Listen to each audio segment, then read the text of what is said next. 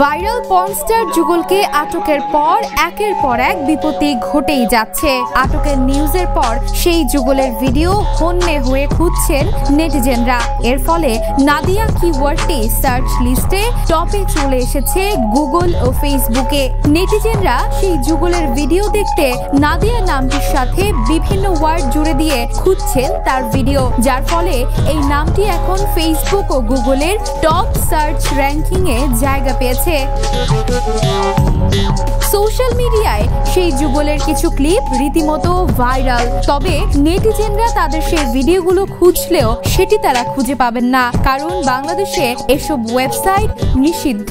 VPN use করেও অনেকে খোঁজার চেষ্টা করছেন, কিন্তু সেখানেও রয়েছে বিপত্তি, কারণ এই যুগল যে ওয়েবসাইটে তাদের ভিডিওগুলো ছাড়তেন সেটি পেইড, অর্থাৎ সেই ভিডিও দেখতে খরচ করতে হবে মোটা অঙ্কের টাকা।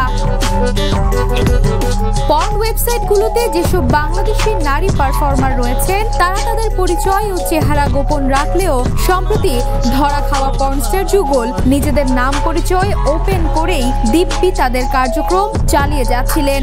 বাংলাদেশের পর্নোগ্রাফি নিয়ন্ত্রণ আইন 2012 অনুযায়ী পর্নোগ্রাফি উৎপাদন ও বিতরণ একটি ফৌজদারি অপরাধ। এই যুগল শুধু নিজেরাই অপরাধী করছে না, বরং অন্যদেরও এই পথে যুক্ত হতে উৎসাহিত করছেন, যার মাধ্যমে বাংলাদেশে বসে পর্ন ভিডিও বানানো এবং প্রচারের একটি নেটওয়ার্ক গড়ে উঠেছে।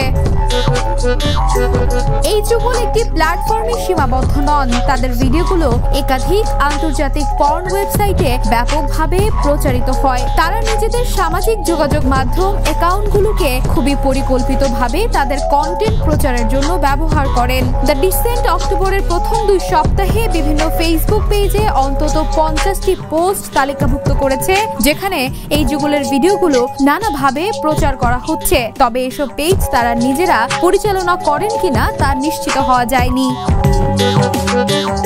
বিশ্লেষকরা বলছেন এই যুগল সমাজের জন্য হুমকি। কৌতূহলবশত নেটিজেনরা তাদের ভিডিও খুঁজছেন, কিন্তু এটি নিজের জীবনের জন্য হতে পারে হানিকারক, তাই তাদের বিষয়টি এড়িয়ে যাওয়া ও এ থেকে শিক্ষা নেয়ার আহ্বান রইল। Desk report, the news.